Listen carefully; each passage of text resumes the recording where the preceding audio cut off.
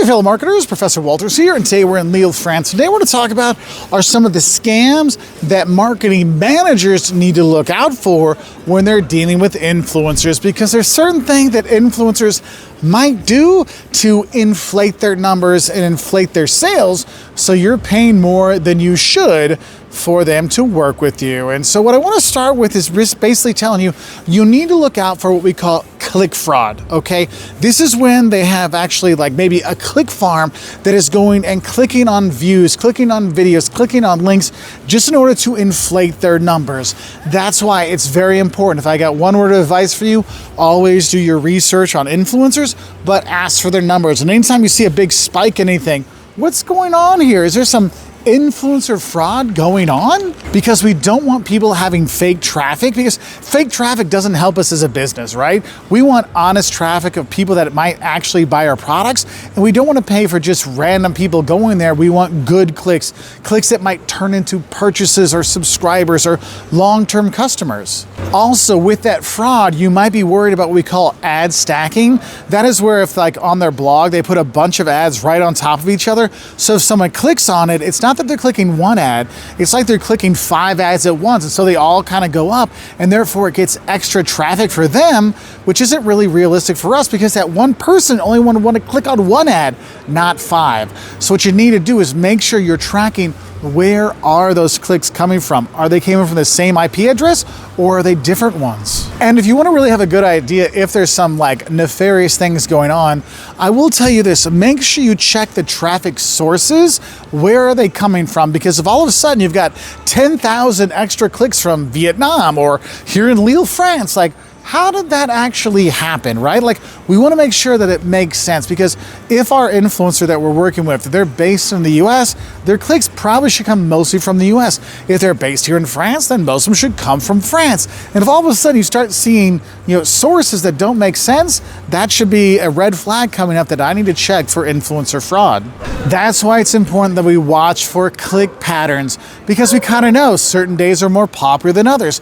I know on my travel channel, Saturdays, Sundays, and Mondays are our best traffic days. If all of a sudden I get a lot of views on a random Wednesday, I'm like, hey, what's going on here? This isn't really normal.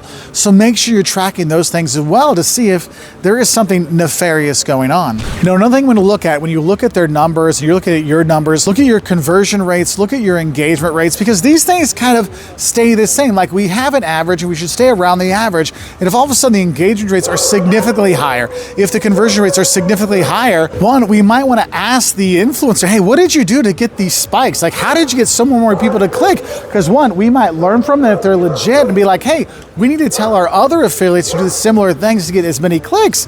Or are they paying for those clicks? And the thing is, there's a lot of fraud detection tools out there, whether you're tracking the IP addresses where things are coming from, fraud detection tools, or maybe you're just looking at like odd user behavior. These kind of things could be really good ways for you to see if something isn't quite going the right way. And now, another thing you need to be worried about, we call is lead fraud. And lead fraud is basically when they're creating fake accounts. And believe me, if you look online, you'll see a lot of history of fake leads and fake accounts being signed up to overinflate the numbers of people that are, whether they're following that person, buying that person's products, whatever. And they may be just using bots to submit leads to show, look at all these people we're bringing to your website. Look at all these people we're bringing to you that might want to buy. And that is a fraudulent kind of thing. So make sure you're looking at that. So going back to that, make sure you're checking for that, the traffic sources. If we're looking at things saying, hey, what's the source of that traffic? Is there any odd patterns in what's going on? Because it's not like 1,000 people at one time decide to buy. It's more fluid throughout the day. But also, you want to check lead quality. What does that mean? That means the leads that are coming in, are these people that actually buy from you? Or is it someone that just like clicks on something because maybe they said, oh, win $10,000 if you click on this link. And of course, people are going to click on it, and you're like, wait, they clicked on it, but then they're upset and they don't do anything. That means, oh, wait, these people aren't actually people that might want to buy.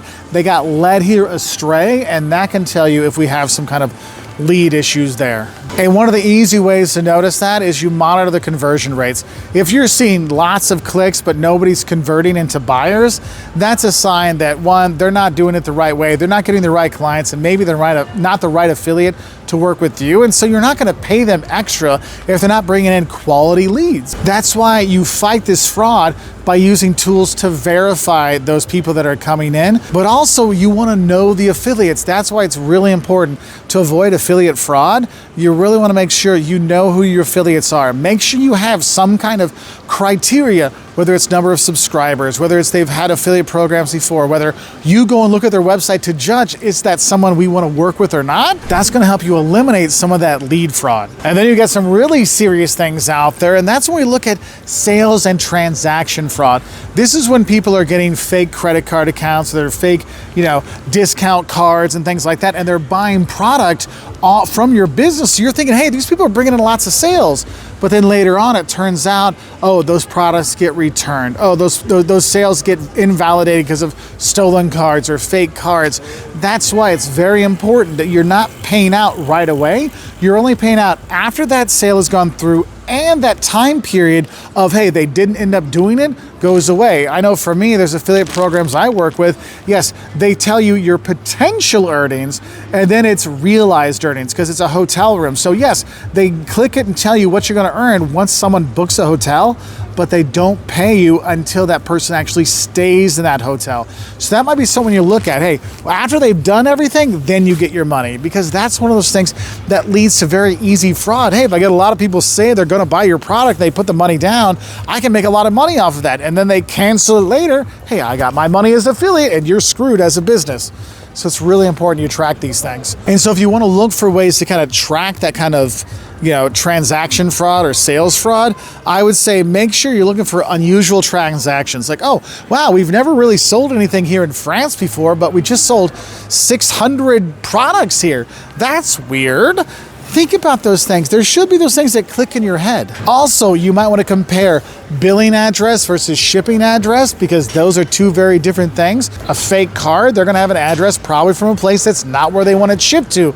And if you're seeing these differences, that can tell you that, we need to be careful. Also, look at refund rates. If there's an affiliate that has a lot of sales, but they have a higher rate of refunds than other ones, that means that people are buying, but they're not satisfied with the product, or that person is doing those, the lead fraud or the sales fraud, where they're getting people to buy, but then the people actually aren't keeping the product. They're just doing it to send it back.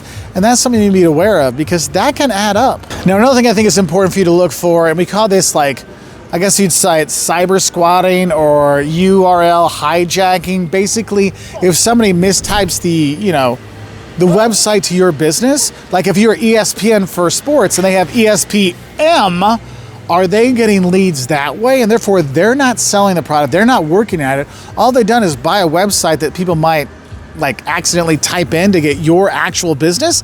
They're not bringing business to you. Those people wanted to go to your real website first, but they used a similar website for it. And this is one thing I see a lot, because people fall for it a lot. For example, if you're going to go to England and you need to get your ETA visa, your ETA pre-clearance to get there, there's a lot of sites that come up first if you do search on Google before you actually get to the actual government website. And everybody thinks they're buying from the government, but they're not, because people have cyber squatted on similar sites like register for ETA or getyoureta.uk. I mean, those aren't the actual websites, so don't sue me.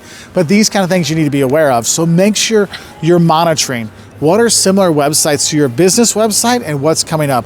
Go look on Google. When people are looking up your business and things they look up for, what's coming up there? Look at those things and see who owns those websites, because if it's one of your affiliates, they might not be doing anything to sell your product. They're just cyber squatting to get those people that don't realize they're not on your website. Another fraud you want to look out for, we call this cookie stuffing. Basically, a cookie, that's those trackers that people get on websites so they can track things. Hence why, when you look on Facebook, that thing you looked on Amazon 2 days ago shows up in your ads there. That's because there's a cookie there. Sometimes nefarious folks in affiliate marketing will put in extra cookies so they fill up everything. And maybe they put a cookie for an Amazon link or your business link, but that person actually isn't going to your website because of them. They just happen to go to your website later and buy something later, but that affiliate gets the credit for it when they really didn't do anything for it, because they stuffed so many cookies in there. So you got to be aware of that. And this is something that literally costs businesses millions of dollars a year in affiliate fraud. So be aware of it. And kind of similar, you might see where they have Google ad hijacking, or they might have website cloning, where it's basically they're making it look like your website, but it's not your real website. And when they search on Google, they come up earlier and they do better at SEO than you. Because I'll be honest with you, there's businesses that do better on SEO than the actual business people look for. I know lawyers out there that literally were so good with their SEO, if you would look up their competition, their website would come up first. Again, very similar to that ETA thing we have with the UK, something to be aware of. And that's just it. As a business that uses affiliate marketing, you have to be aware of all these different, fraud opportunities that are out there. That's why it is super important that if you're going to be working with influencers, always ask them for their numbers. Ask them, hey, give me your dashboard. Hey, give me your numbers. Give me your things. Because you can see, if they send you the numbers and you see those big spikes out there, hey, what happened there? Did they pay to look bigger? Because believe me, if you're looking at affiliate marketing, you can get a better deal if you've got 1 million subscribers versus 100,000, and a lot better for 100,000 than 10,000, right? So you want to make sure you're asking for those numbers so you can make sure you know who you're dealing with. But honestly, as a business, it is very easy to catch these fraudsters, but it's up to you to do the searching, all right? So have you been scammed by an influencer? Let us know in the comments below. And if you're an influencer, have you had an affiliate marketing program that has ripped you off? Let us know in the comments below, and I wish you all the best. I'll say bye from here in Lille, France.